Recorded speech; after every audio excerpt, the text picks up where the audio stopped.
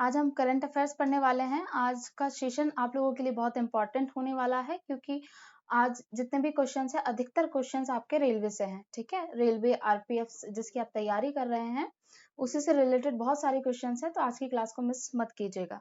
ठीक है, तो स्टार्ट कर लेते हैं। आप लोगों को वॉइस क्लियर है तो आप लोग मुझे कमेंट बॉक्स के माध्यम से बता दीजिए।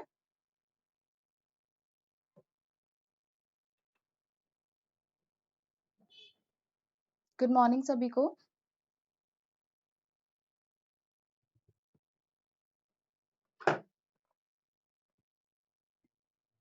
चलिए ठीक है, वॉइस क्लियर है तो मैं आप लोगों को स्क्रीन शेयर कर देती हूँ। ओके चलिए, तो आज का सेशन हम स्टार्ट करते हैं।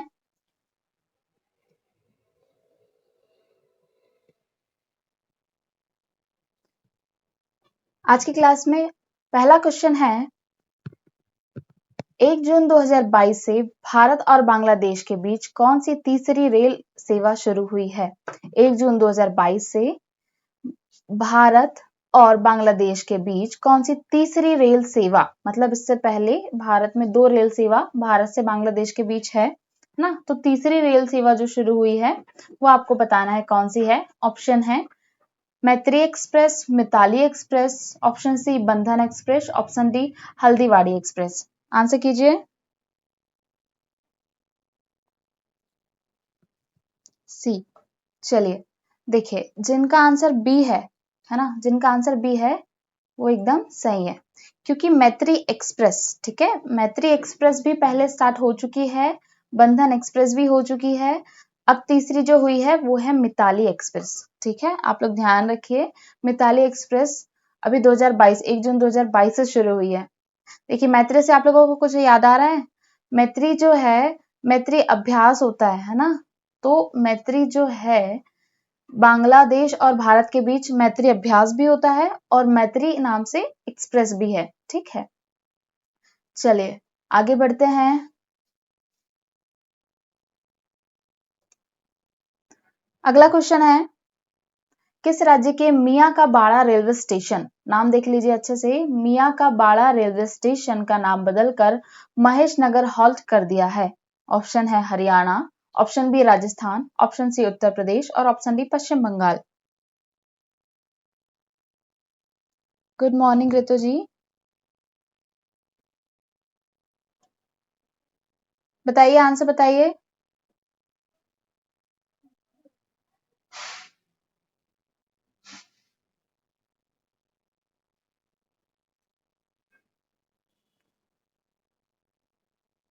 ठीक है, option B is right answer. देखिए जिनका भी आंसर ऑप्शन बी है राजस्थान ना, राजस्थान में है मियां का बाड़ा रेलवे स्टेशन, इसका नाम अभी हाल फिलहाल में ही बदलकर क्या कर दिया गया है, महेश नगर हॉल्ट कर दिया गया है। ठीक है, तो option number B is right answer, Rajasthan.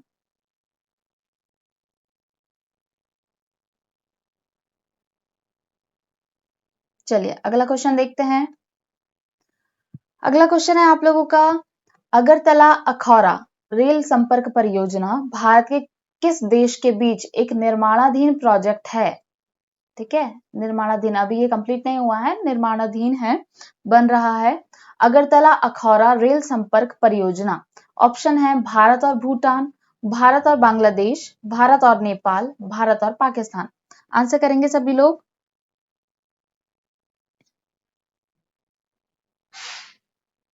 क्या आंसर होगा?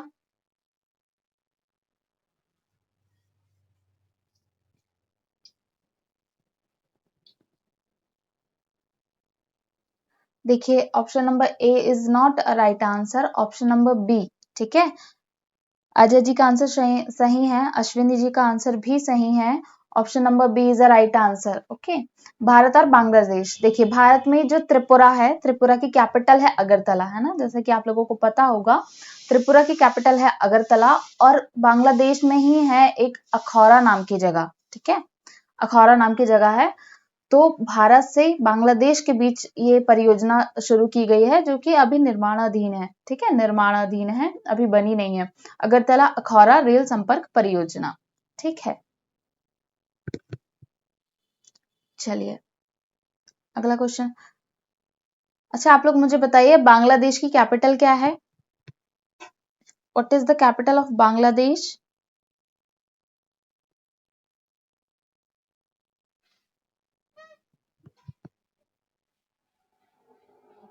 जल्दी से आंसर कीजिए सभी लोग।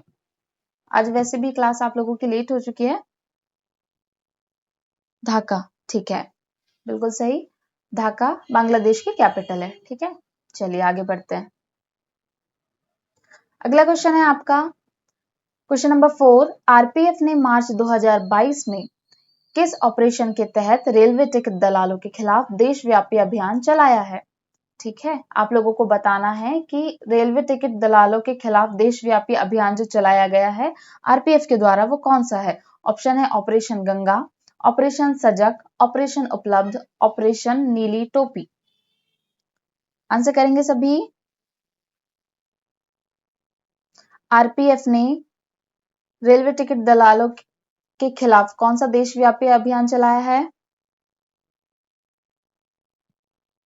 इसमें गलत आंसर नहीं करेंगे। आप लोगों के लिए मोस्ट इंपॉर्टेंट क्वेश्चन है, पूछा जा सकता है ना। बहुत सारे ऑपरेशन जो चलाए जाते हैं रेलवे की सुरक्षा के लिए आरपीएफ के द्वारा।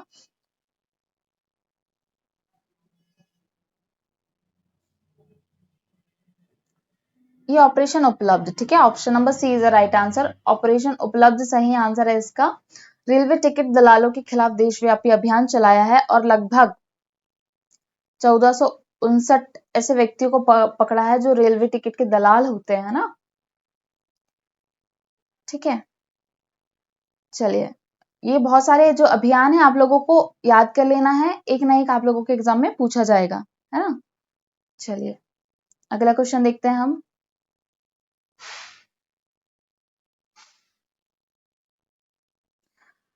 अगला क्वेश्चन है आपका बजट 2022-23 के अनुसार अगले 3 साल के दौरान देश भर में नई पीढ़ी की कितनी वंदे भारत ट्रेन चलाई जाएंगी? ऑप्शन है 150, option B 200, option C 250, option D 400। बताइए आंसर। बजट 2022-23 में इसके वंदे भारत ट्रेन के लिए बात कही गई है कि कितनी वंदे भारत ट्रेनें भारत में चलाई जाएंगी। तो ऑप्शन नंबर डी है ना, option number D is a right answer. 400 train Bharat में चलाई जाएंगी, ठीक है।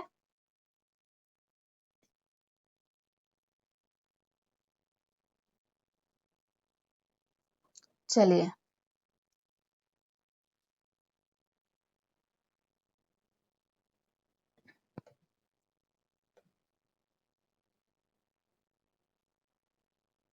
चलिए अगले क्वेश्चन पर चलते हैं हम।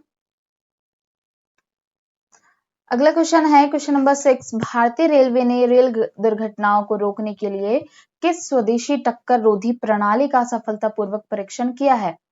ठीक है, क्या है, किस, आप लोग इतना देखिए, स्वदेशी टक्कर रोधी प्रणाली, इसका सफलतापूर्वक परीक्षण किया है भारतीय रेलवे ने, जिसका नाम आप लोगों को बताना है। ऑप्शन है नजर, ऑप्शन ए नजर, ऑप्शन बी कवच, ऑप्शन सी सफर, ऑप्शन डी फास्ट ब्रेक। क्या आंसर होगा?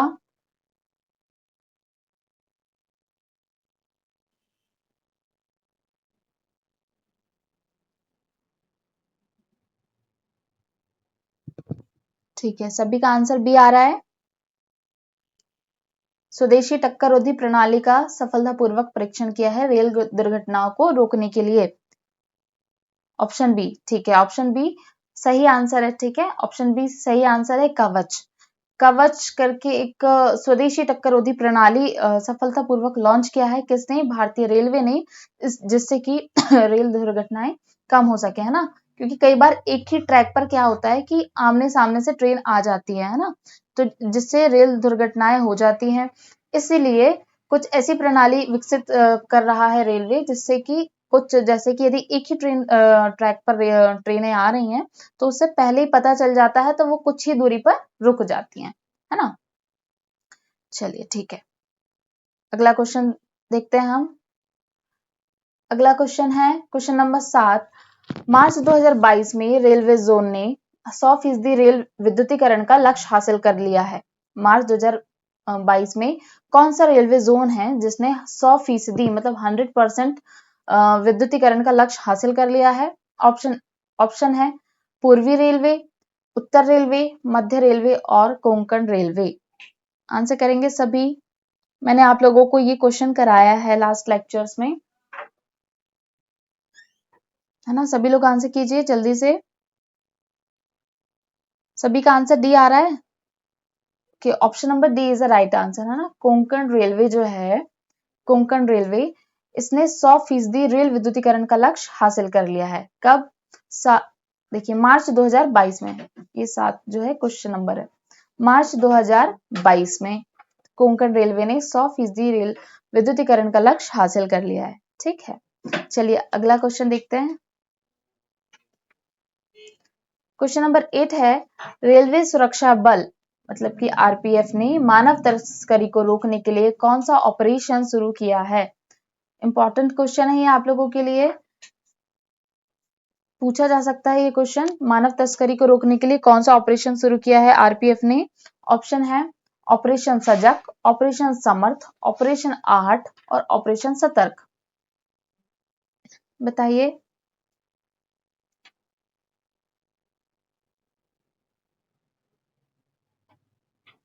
सभी का आंसर सी है। अच्छा, आप लोगों को पता है ना, सभी का आंसर सी है।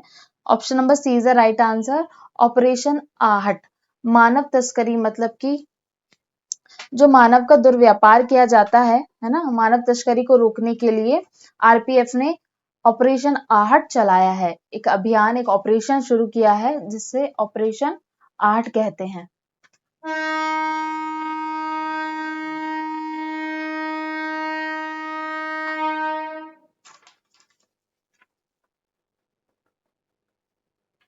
चलिए ऑपरेशन आहट। आप लोग मुझे बताइए, मानव तस्करी है ना, जो ह्यूमन ट्रैफिकिंग होती है उसके लिए कौन सा आर्टिकल है? आर्टिकल बताइए।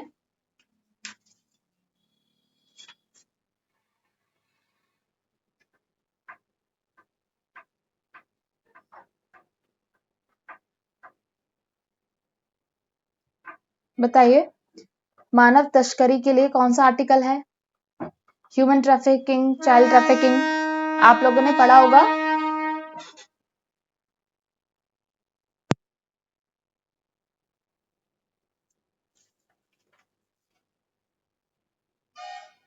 किसी को नहीं पता है?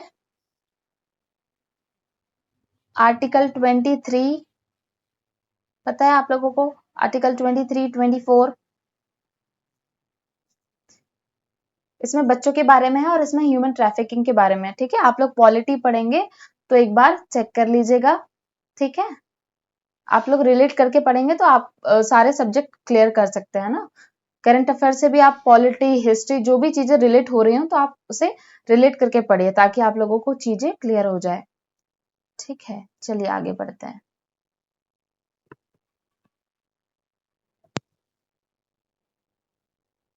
चलिए अगला क्वेश्चन देखते हैं। रेल यात्रियों के खोए हुए सामान को ट्रैक करने के लिए भारतीय रेलवे ने कौन सा मिशन लॉन्च किया है? ऑप्शन है मिशन वैभव, मिशन दौलत, मिशन संपत्ति और मिशन अमानत। बताइए आंसर क्या होगा?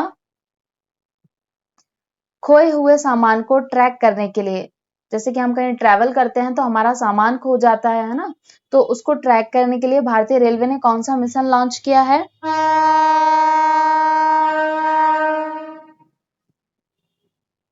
Option number D. ठीक है, सभी का आंसर डी है।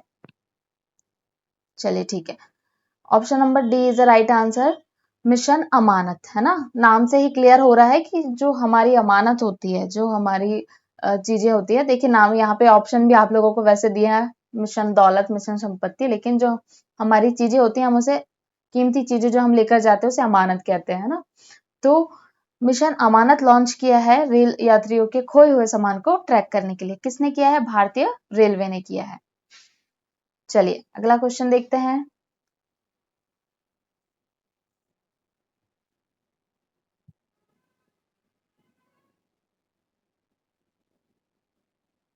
अगला क्वेश्चन है, रेल मंत्रालय ने गुजरात स्थित केवड़िया रेलवे स्टेशन का नाम बदलकर क्या कर दिया है? रेल मंत्रालय ने हाल ही में गुजरात में जो केवड़िया रेलवे स्टेशन है, केवड़िया से कुछ याद आया आप लोगों को? सरदार वल्लभ भाई पटेल की जो प्रतिमा बनाई गई है ना, केवड़िया में ही है। केवड़िया रेलवे स्टेशन का नाम बदलकर क्या कर दिया है? ऑप्शन है Veergatha railway station, option B Atal railway station, option C Deendayal railway station और option D Ekta Nagar railway station. बताइए क्या आंसर होगा?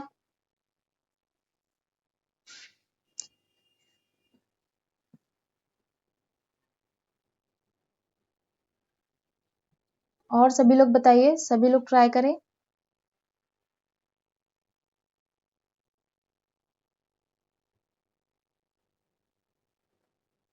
देखिए इसका ऑप्शन नंबर डी सही है ना, ऑप्शन नंबर डी सही है, एकता नगर रेलवे स्टेशन।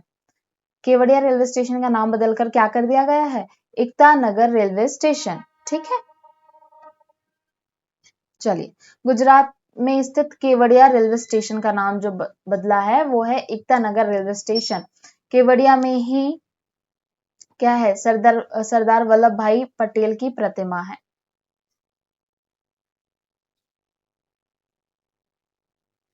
उसे क्या बोलते हैं? Statue of. देखिए बहुत सारे स्टैच्यू हैं, पूछे जाते हैं, किसी दिन हम क्लास में ले लेंगे है ना सारे स्टैच्यूज को। तो स्टैच्यू ऑफ नॉलेज है, स्टैच्यू ऑफ यूनिटी है, बहुत सारे हैं। ठीक है, तो आप लोग एक बार देख लीजिएगा, पढ़ लीजिएगा, स्टैच्यू ऑफ यूनिटी है ये। ठीक है,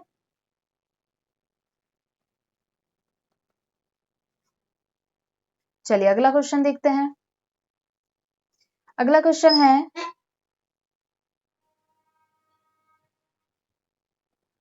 स्टैच्यू ऑफ लिबर्टी इंडिया में नहीं है ऋतु जी, स्टैच्यू ऑफ लिबर्टी नहीं है ना। जो सरदार वल्लभ भाई पटेल की प्रतिमा है वो स्टैच्यू ऑफ यूनिटी है, एकता का प्रतीक। ठीक है,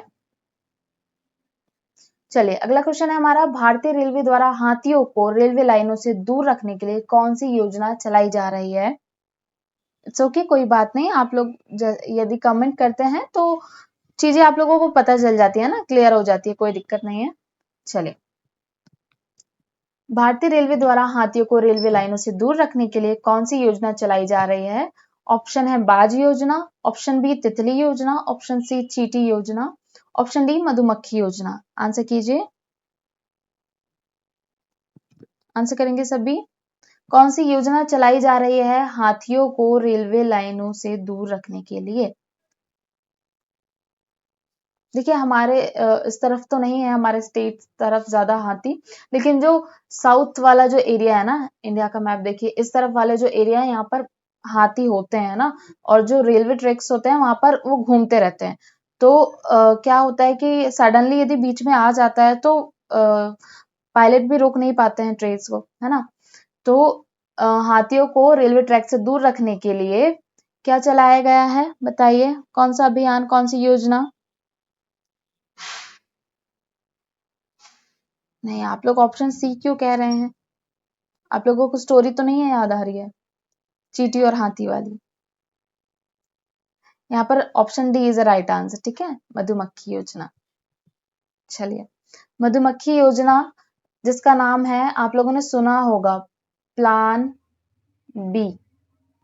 ठीक है, बी डबल ई वाला प्लान बी। बी मतलब होता है मधुमक्खी। प्लान बी चलाई जा रही है भारतीय रेलवे के द्वारा, मधुमक्खी योजना। इसमें क्या करेंगे कि एक ऐसा इंस्ट्रूमेंट टाइप सा है, उसे लगाया जाएगा जिसमें मधुमक्खियों की आवाज निकलेगी, है ना। जिसमें मधुमक्खियों की आवाज निकलेगी, ऐसा लगेगा कि बहुत सारी मधुमक्खियां हैं, जिसके डर से हाथी जो है रेलवे ट्रैक पर नहीं आएंगे। ठीक है, चलिए, ये इंपॉर्टेंट क्वेश्चन है। प्लान बी भारतीय रेलवे के द्वारा चलाया जा रहा है, इसलिए आप लोगों के लिए इंपॉर्टेंट है। ठीक है, चलिए देख लीजिएगा, कंफ्यूज मत होइएगा, या तो मधुमक्खी योजना लिखी आएगी या तो फिर प्लान बी लिखा आएगा, या हिंदी में भी ऐसा लिखा आ सकता है,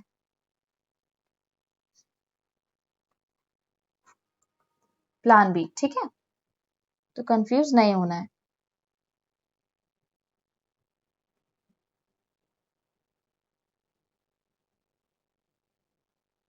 चलिए अगला क्वेश्चन देखते हैं। भारतीय रेलवे द्वारा संचालित किए जा रहे सबसे शक्तिशाली विद्युत इंजन का नाम क्या है? आप लोगों को बताना है, भारतीय रेलवे द्वारा संचालित सबसे शक्तिशाली विद्युत इंजन का नाम क्या है? देखिए ऑप्शन है IBIHAR, ठीक है, वेग 360, ASTIN, वेग 12B। बताइए आंसर क्या होगा। सबसे शक्तिशाली विद्युत इंजन जो कि भारतीय रेलवे द्वारा संचालित किया जा रहा है, कौन सा होगा। ऑप्शन नंबर डी, ठीक है, option number D is the right answer. वेग 12B जो है सबसे शक्तिशाली इंजन है जो कि भारतीय रेलवे द्वारा संचालित किया जा रहा है। ऑप्शन नंबर डी, ठीक है, डी सही आंसर है। आप लोग बी सी क्यों बता रहे हैं, डी है ना।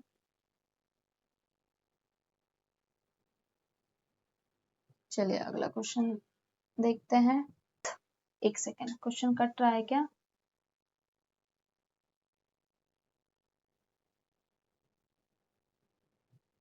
आप लोगों को ये बताना है गणतंत्र दिवस पर कर्तव्य पथ पर कौन तिरंगा झंडा फहराता है।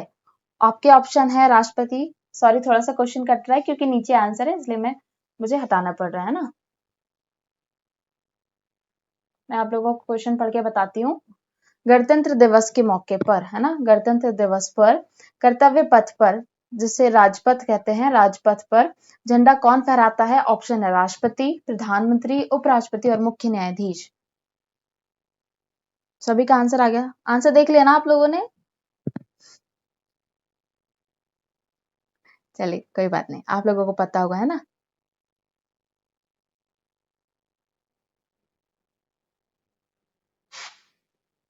चलिए option number A is the right answer, राष्ट्रपति जी, है ना। कर्तव्य पथ पर राष्ट्रपति फहराते हैं 26 जनवरी के दिन, और 15 अगस्त के दिन लाल किले पर, 15 अगस्त के दिन लाल किले पर कौन फहराते हैं, प्रधानमंत्री जी, ठीक है, याद रखेंगे।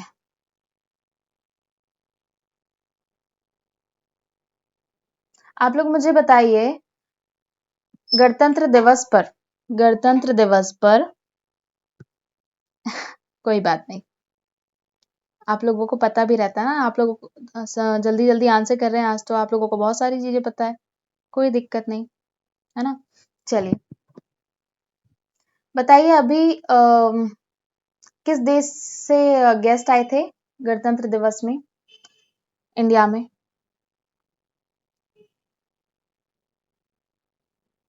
बताइए कौन से देश के प्रेसिडेंट आए थे हमारे यहाँ। इजिप्ट के, है ना, इजिप्ट मतलब मिस्र, ठीक है, मिस्र के राष्ट्रपति। चलिए चलिए अगला क्वेश्चन देखते हैं।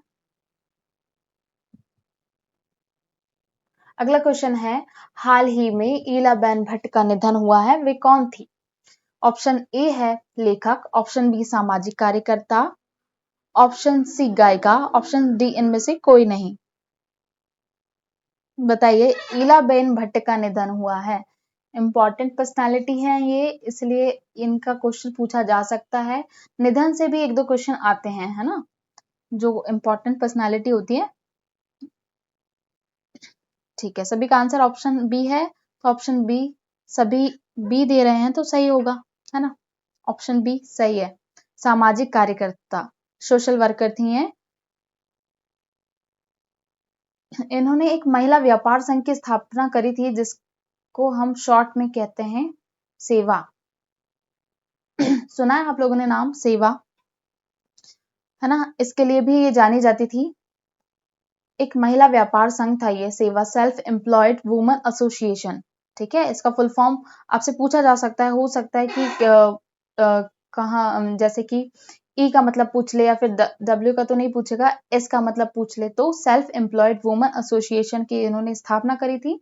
सामाजिक कार्यकर्ता थी ये, है ना, ईलाबेन भट्ट। इनका निधन हो गया है अभी हाल ही में। चलिए अगला क्वेश्चन देखते हैं। अगला क्वेश्चन है, कुछ देखिए स्टार्टिंग में जो हमने क्वेश्चंस लिए थे वो सारे आरपीएफ से आप लोगों के लिए जो इम्पोर्टेंट है वो सभी रिलेटेड थे।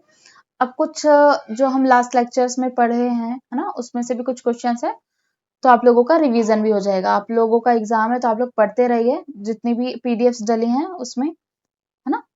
चलिए अगला क्वेश्चन है, हाल ही में किसे भारतीय सेना के दक्षिणी कमान के प्रमुख के रूप में नियुक्त किया है। दक्षिणी कमान के प्रमुख के रूप में कौन नियुक्त हुए हैं बताना है आप लोगों को। गिरिधर अरमाने, अजय सिंह, अमृतलाल मीणा और इनमें से कोई नहीं। कौन नियुक्त हुए हैं दक्षिणी कमान के प्रमुख? ठीक है, option number B is the right answer, है ना। सभी का आंसर बी है, सभी सही है, सभी का आंसर भी सही है। Option number B is the right answer. Ajay Singh ji जो हैं, अजय कुमार सिंह इनका पूरा नाम है, भारतीय सेना के दक्षिणी कमान के रूप में ये नियुक्त किए गए हैं। चलिए अगला क्वेश्चन है, हाल ही में इजराइल के नए प्रधानमंत्री कौन बने हैं? इसका आंसर भी आप लोग जल्दी से दे देंगे, है ना, आप लोगों ने पढ़ा है। Naftali Bennett option number A है, ऑप्शन नंबर बी है Yair Lapid, option number C है Benjamin Netanyahu, option number D है इनमें से कोई नहीं। बताइए आंसर क्या है।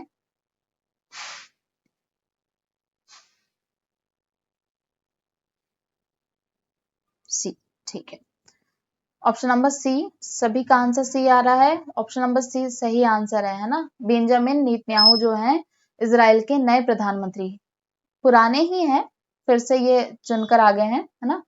तो बेंजामिन नेतन्याहू जी इजराइल के नए प्रधानमंत्री। कैपिटल बताइए जल्दी से, इजराइल की कैपिटल बताइए।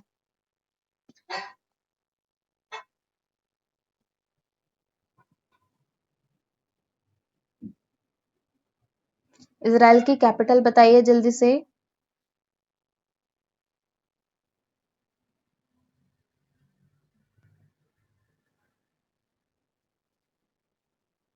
यरूशलेम, ठीक है, भोलेनाथ पंडित जी आंसर सही है। यरूशलेम या फिर जेरूशलेम भी इसे कहते हैं, ठीक है, यरूशलेम या जेरूशलेम। चलिए यहाँ तक आप लोगों के क्वेश्चन कंप्लीट होते हैं। अब हम देख लेते हैं वर्तमान में कौन क्या है, कौन से मंत्री हैं, है ना, इससे भी क्वेश्चन आ सकता है। चलिए अगली स्लाइड देखते हैं।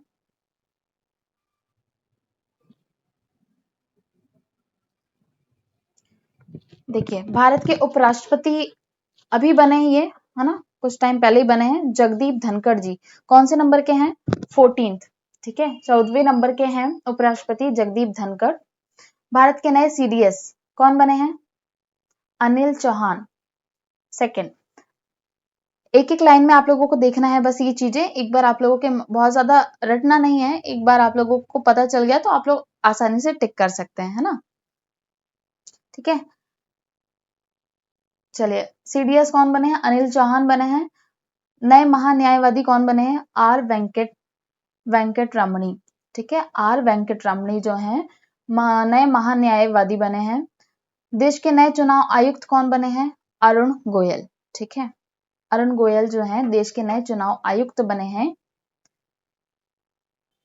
इन्हें कहेंगे ECI, election commission of India, ठीक है। चलिए आगे देखते हैं, नए मुख्य न्यायाधीश कौन बने हैं? DY चंद्रचूड़, DY चंद्रचूड़ जो है 50वें नंबर के हैं, है ना। चलिए कांग्रेस के नए अध्यक्ष कौन बने हैं? मल्लिकार्जुन खड़गे, मल्लिकार्जुन खड़गे जो है कांग्रेस के नए अध्यक्ष। विधि आयोग के नए अध्यक्ष, ये बहुत इंपॉर्टेंट नाम है, आप लोग इसे ध्यान में रखेंगे। विधि आयोग के नए अध्यक्ष जो है ऋतुराज अवस्थी जी, जो अभी हाल फिलहाल में ही बने हैं, है ना, इंपॉर्टेंट है ये। ऋतुराज अवस्थी विधि आयोग के नए अध्यक्ष, ठीक है। आगे चलते हैं, राष्ट्रपति तो आप लोगों को पता ही है ना, सभी को पता है ना, राष्ट्रपति द्रौपदी मुर्मू। चलिए ये आ गई द्रौपदी जी भी।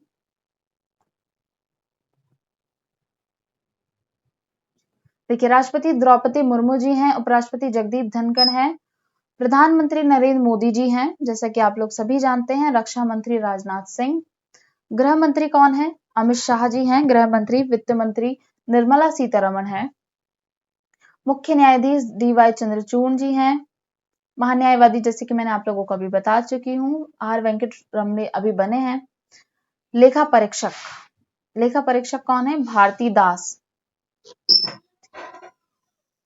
बीसीसीआई के अध्यक्ष, देखिए बीसीसीआई के अध्यक्ष रोजर बिन्नी, रोजर बिन्नी जो है बीसीसीआई के अध्यक्ष है। इससे पहले सौरभ जी थे, ठीक है, सौरभ गांगुली जी। अब अभी कौन है? बीसीसीआई के अध्यक्ष रोजर बिन्नी, कांग्रेस के अध्यक्ष मल्लिकार्जुन खड़गे। अगली स्लाइड पर चलते हैं। देखिए वर्तमान में कृषि मंत्री कौन है? नरेंद्र सिंह तोमर जी काफी टाइम से हैं, तो इनके नाम बहुत ज्यादा ऐसा नहीं है कि आप लोगों को पता नहीं होंगे, हाँ सभी के नाम आप लोगों को पता होंगे, बस आप लोग एक बार देख लीजिए। कृषि मंत्री कौन है? नरेंद्र सिंह तोमर जी हैं। विदेश मंत्री सुब्रमण्यम जयशंकर, जिन्हें हम एस जयशंकर कहते हैं, उनका पूरा नाम है सुब्रमण्यम जयशंकर, ठीक है। कपड़ा मंत्री कौन है? पीयूष गोयल। पीयूष गोयल जी जो हैं कपड़ा मंत्री हैं। शिक्षा मंत्री कौन है? शिक्षा मंत्री धर्मेंद्र प्रधान जी हैं, ठीक है। धर्मेंद्र प्रधान जी पहले पेट्रोलियम मंत्री थे पहले, इसलिए आप लोग कंफ्यूज मत होइएगा, अभी ये शिक्षा मंत्री हैं, ठीक है। MHRD। चलिए कोयला मंत्री देखते हैं। कोयला मंत्री कौन है? प्रहलाद जोशी। कौन है कोयला मंत्री? प्रहलाद जोशी जी हैं। रेल मंत्री अश्विनी वैष्णव, ये आप लोगों के लिए इंपॉर्टेंट है ना, सभी को पता है ना, अश्विनी वैष्णव जी हैं रेल मंत्री, ठीक है। चलिए देखिए, क्योंकि यदि आपसे पूछ लिया जाएगा तो बहुत सारे व्यक्तियों के नाम देगा वो, ठीक है, रेल मंत्री से रिलेटेड, रेलवे बोर्ड के अध्यक्ष से रिलेटेड, इसलिए आप लोगों को याद रखना है। चलिए अश्विनी वैष्णव जी जो हैं रेल मंत्री हैं। कानून मंत्री किरण रिजिजू हैं, ठीक है। कानून मंत्री कौन है? किरण रिजिजू। मुख्य न्यायाधीश हमने पढ़ लिया है। देखिए ये नौसेना है ना, टाइपिंग मिस्टेक है थोड़ी, ये नौसेना कर लीजिएगा इसे। नौसेना के प्रमुख कौन है? आर हरि कुमार। आर हरि कुमार, ठीक है। आर मतलब राधा कृष्णन, पूरा नाम इनका राधा। ये वर्तमान में कौन क्या है, बस इतना यहाँ कंप्लीट होता है ना। आगे देखते हैं। आगे कुछ स्पोर्ट्स से एक दो क्वेश्चंस हैं आप लोगों के लिए, और ये पुराने क्वेश्चंस ही हैं, आप लोगों को बताना है ना। देखते हैं आप लोगों को याद है या नहीं है। आप लोगों के लिए क्वेश्चन है, 30 जुलाई 2022 को कॉमनवेल्थ गेम्स में मीराबाई चानू ने किस भारत वर्ग में स्वर्ण पदक जीता है? ऑप्शन ए है 49 kilogram, option B 67 kilogram, option C 64 kilogram, option D 54 kilogram. बताइए आंसर क्या होगा? जो कॉमनवेल्थ गेम्स हुए थे, मीराबाई चानू ने इसमें स्वर्ण पदक तो जीता, सभी को पता है, लेकिन कितने किलोग्राम में? ठीक है, मतलब आप लोगों को याद है ना। चलिए 49 किलोग्राम्स में इन्होंने स्वर्ण पदक जीता है मीराबाई चानू। किस खेल से संबंधित है मीराबाई चानू जी, बता दीजिए जल्दी से। मीराबाई चानू जो हैं किस खेल से संबंधित हैं?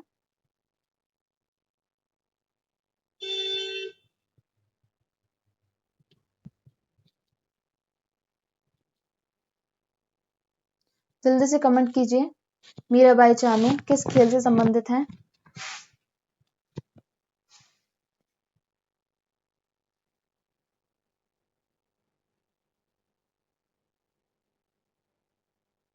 वेट लिफ्टिंग है ना, वेट लिफ्टर ही है, ठीक है।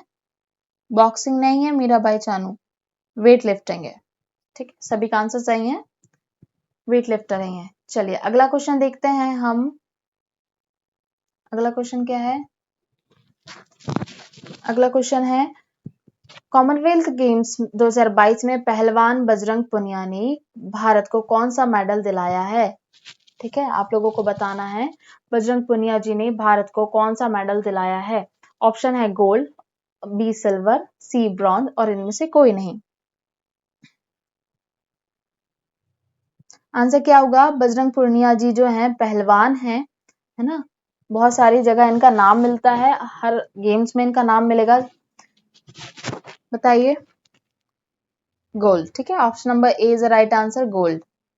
इन्होंने कॉमनवेल्थ गेम्स 2022 में भारत को गोल्ड मेडल दिलाया है, ठीक है।